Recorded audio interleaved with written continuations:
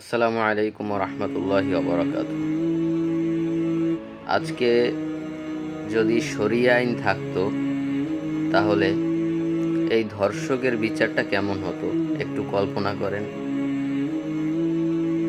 তার গলা সমান মাটিতে পুঁতে ফেলে পাথর নিক্ষেপ করতে করতে রক্তাক্ত করে তার মাথা থেতলে দিয়ে তারপরেও মারতে মারতে মেরে ফেলা হতো।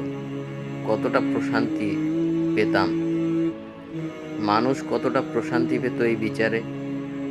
রামিসার বাবা আজ বলতেছে যে বিচার আপনারা করতে পারবেন না, আমি বিচার চাই না। মানুষ এই কথা কখন বলে? এরকম হাজারো ধর্ষণ চাপা পড়ে গেছে, আজ আমরা তাদেরকে ভুলেও গেছি। আবার রামিসা, তারপরে আর একটা বড় ঘটনা ঘটবে, তারপরে আমরা এটাও ভুলে যাব।